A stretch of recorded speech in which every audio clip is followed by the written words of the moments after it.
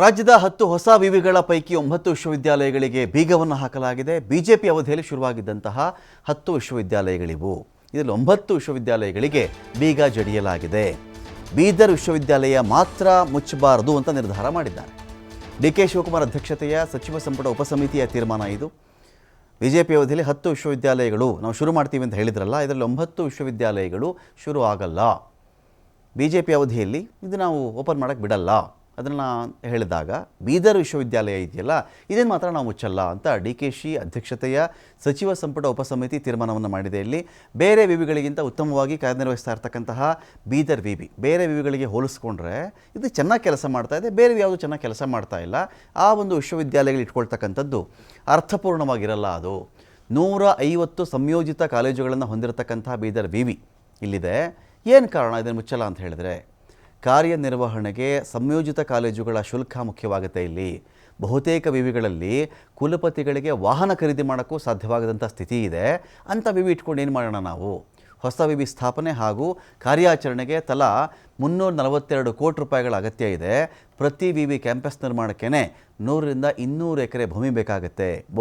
ಬೋಧಕೇತರ ಸಿಬ್ಬಂದಿ ವೇತನ, ಮೂಲಸೌಕರ್ಯಕ್ಕೆ ಹಣ ಬೇಕಾಗುತ್ತೆ, ಸಲಕರಣೆಗಳು ಬೇಕಾಗುತ್ತೆ, ವಾಹನ ಬೇಕು, ಪೀಠೋಪಕರಣ ಬೇಕು, ಇದಕ್ಕೆಲ್ಲ ಅಗತ್ಯ ಹಣ ಬೇಕು. ಹಾಗಾಗಿ ಇದನ್ನೆಲ್ಲ ಮಾಡೋಕ್ಕಾಗಲ್ಲ. ಯಾವೆಲ್ಲ ಬಂದ್ ಆಗ್ತಾ ಇದೆ? ಹಾಸನ, ಚಾಮರಾಜನಗರ, ಹಾವೇರಿ, ಕೊಡಗು, ಕೊಪ್ಪಳ, ಬಾಗಲಕೋಟೆ, ಮಹಾರಾಣಿ ಕ್ಲಸ್ಟರ್, ನೃಪತುಂಗ ವಿವಿ, ಮಂಡ್ಯ ವಿಶ್ವವಿದ್ಯಾಲಯ ಎಲ್ಲವನ್ನು ಕೂಡ ಕ್ಲೋಸ್ ಮಾಡಲಾಗ್ತಾ ಇದೆ ಅಂತ ಹೇಳಿ ಡಿ.ಕೆ. ಶಿವಕುಮಾರ್ ಹೇಳಿದ್ದಾರೆ.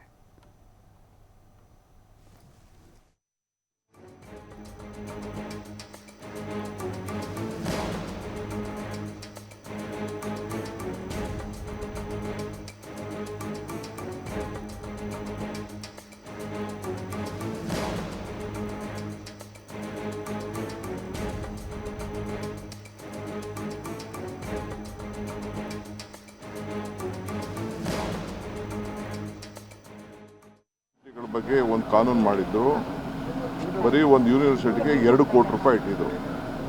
ಜಮೀನಿಲ್ಲ, ಹೋಗೋರಿಲ್ಲ.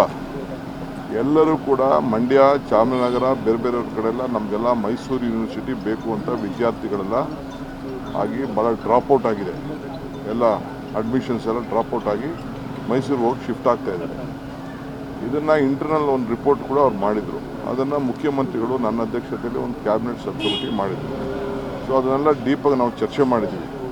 ಚರ್ಚೆ ಮಾಡಿ ಕೆಲವು ಸಜೆಷನ್ಸ್ ಎಲ್ಲ ಬಂದಿದೆ.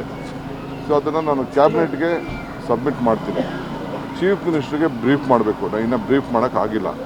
ಅದಾದಮೇಲೆ ಕ್ಯಾಬಿನೆಟ್ ಸಬ್ಮಿಟ್ ಮಾಡ್ತೀನಿ. ಸಬ್ಮಿಟ್ ಮಾಡಾದಮೇಲೆ ಏನಿದೆ ಅನ್ನೋದನ್ನ ವಿಚಾರ ತಿಳಿಸ್ತೀನಿ. ಹಿಂದೆ ಏನು ಯೂನಿವರ್ಸಿಟಿಗಳ ಬಗ್ಗೆ ಒಂದು ಕಾನೂನು ಮಾಡಿದ್ದು, ಬರೀ ಒಂದು ಯೂನಿವರ್ಸಿಟಿಗೆ 2 ಕೋಟಿ ರೂಪಾಯಿ ಇಟ್ಟಿದ್ರು. ಜಮೀನಿಲ್ಲ, ಹೋಗೋರಿಲ್ಲ. ಎಲ್ಲರೂ ಕೂಡ ಮಂಡ್ಯ, ಚಾಮರಾಜನಗರ, ಬೇರೆ ಬೇರೆ ಕಡೆಲ್ಲ ನಮಗೆಲ್ಲ ಮೈಸೂರು ಯೂನಿವರ್ಸಿಟಿ ಬೇಕು ಅಂತ ವಿದ್ಯಾರ್ಥಿಗಳೆಲ್ಲ